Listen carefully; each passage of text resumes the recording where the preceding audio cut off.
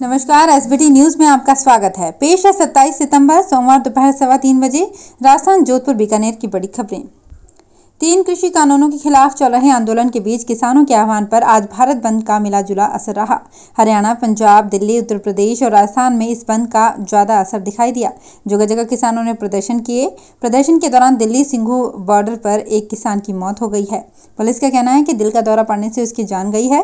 Police अधिकारी ने कहा कि पोस्टमार्टम के बाद इसे लेकर ज्यादा जानकारी दी जा सकेगी। भारत बंद की वजह से कई नेशनल और स्टेट हाईवे ब्लॉक कर दिए गए हैं। कई रूट डाइवर्ट करने पड़े हैं।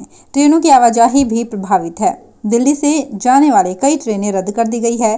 प्रदर्शनकारी किसानों ने सुबह 6 बजे चक्का जाम शुरू कर दिया। जहां कई दुकानें खुली नजर आई, उन्हें बंद करवा दिया। प्रदेश में स्कूल फिर से शुरू होने के साथ ही दुर्घटनाओं की खबरें भी आने लगी है। पिछले 15 दिन में दूसरी बार स्कूली बच्चों के दुर्घटनाग्रस्त होने की खबर आ रही है। सोमवार को बीकानेर के नोखा में स्कूली ऑटो और ट्रक में भिड़ंत की खबर आ रही है। चालक सहित 3 को बीकानेर के ट्रॉमा सेंटर में रेफर किया गया है, जहां उनकी हालत खतरे से बाहर बताई जा रही है। ये ऑटो नोखा के संस्कार स्कूल का है और स्टूडेंट्स भी इसी स्कूल के हैं।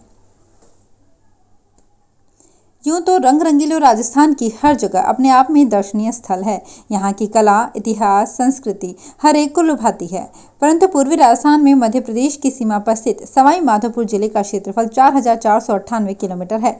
यहाँ का प्रमुख पर्यटन स्थल रणथंभौर है। रणथंभौर दुर्ग विश्व धरोहर में शुमार है, तो रणथंभौर नेशनल पार्क विश्व मानचित्र में अपनी एक अलग पहचान रखता है। इसी के साथ सवाई माधोपुर जिले में चौथ माता का मंदिर, भगवान शंकर का 12वां ज्योतिर्लिंग, घुमेश्वर महादेव मंदिर, काला गौरा भैरव मंदिर समेत कई दर्शनीय स्थल हैं। कृषि कानूनों के खिलाफ संयुक्त किसान मोर्चा के भारत बंद के आह्वान का सीकर शहर में व्यापक असर देखने को मिल रहा है। शहर के बाजार लगभग बंद हैं। जगह जगह कार्यकर्ता रैली निकालकर केंद्र सरकार के खिलाफ नारे लगाते हुए नजर आ रहे हैं। शहर में जाट बाजार, तबेला बाजार, घंटाघर क्षेत्र, सालासर रोड, स्टेशन रोड और सिल्वर जुबली रोड पर जहां भी नजरें डालें, दुकानों के शटर बंद पड़े मिले। हर ओर सन्नाटे को चीरती कार्यकर्ताओं की नारेबाजी की गूंज सुनाई दे रही है। कानून व्यवस्था बनाए रखने के लिए चप्पे चप्पे पर पुलिस जाब्ता तैनात किया गया है। नागौर जिले के गच्छीपुरा थाना क्षेत्र के मनाड़ी गांव में सोमवार तड़के चोरों ने एक घर में 13 लाख के माल पर हाथ साफ कर दिया। घटना का पता सुबह मकान मालिक की नींद से जागने पर चला।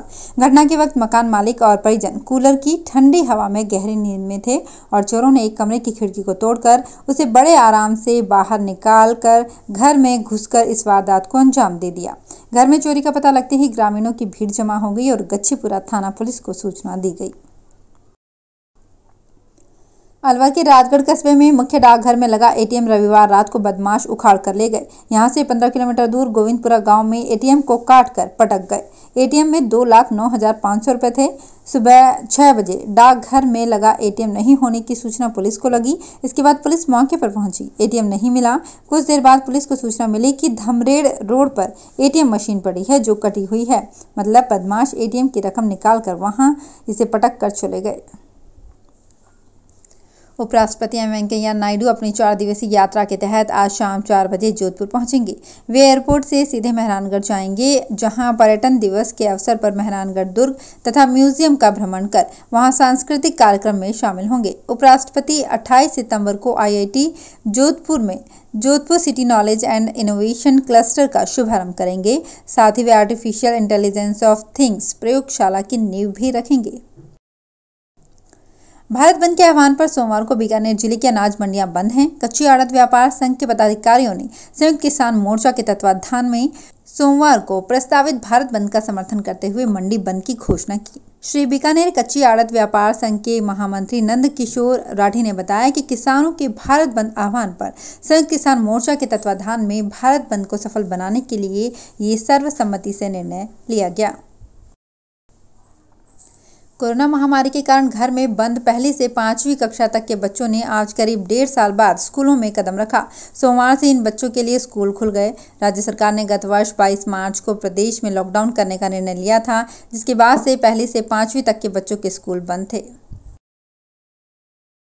बीकानेर शहर में डेंगू का प्रकोप लगातार अपने पांव पसार रहा है। रविवार को ही 10 नए डेंगू पॉजिटिव मरीजों की पुष्टि हुई है। अब तक शहर में कुल डेंगू पॉजिटिव मरीजों की संख्या बढ़कर 131 हो गई है। रविवार को मिले डेंगू मरीजों की पहचान होने के बाद 7 मरीजों को हॉस्पिटल में भर्ती करवाना पड़ा। वहीं 3 मरीज अपने घर में डेंगू का उपचार करवा रहे हैं। शनिवार को भी 8 पॉजिटिव मरीजों की पहचान हुई थी। जोधपुर जिले की शेरगढ़ पुलिस ने 2 शातिर नकबजनों को गिरफ्तार किया है। पूछताछ में उन्होंने नकबजनी की 2 दर्जन से अधिक वारदातों का खुलासा किया है। ग्रामीण पुलिस अधीक्षक अनिल कयाल ने बताया कि लोहावट थाना के अंतर्गत रावत नगर के राजूराम देवासी और रतनपुरा के मनोहर लाल भील को गिरफ्तार किया गया है।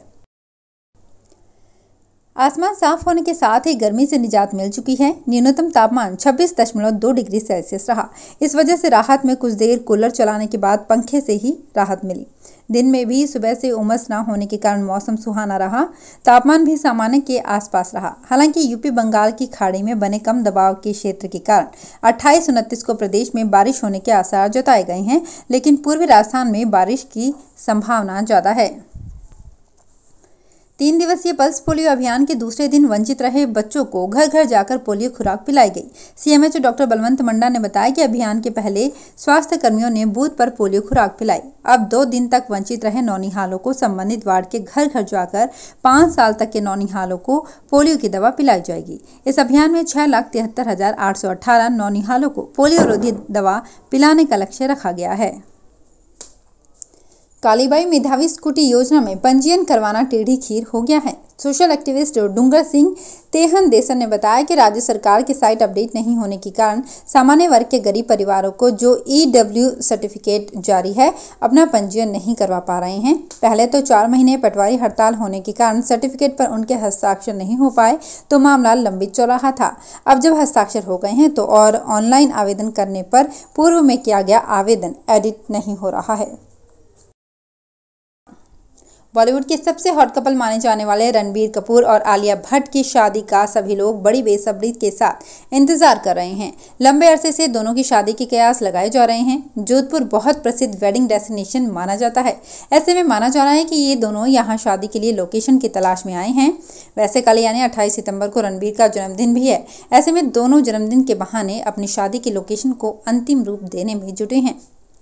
तो फिलहाल इस बुलेटिन में इतना ही। फिर हाजिर होंगे कुछ और बड़ी खबरों के साथ। SBT न्यूज के और भी वीडियोस को देखने के लिए हमारे चैनल को सब्सक्राइब करें और नोटिफिकेशन पाने के लिए बेल आइकन को प्रेस करें।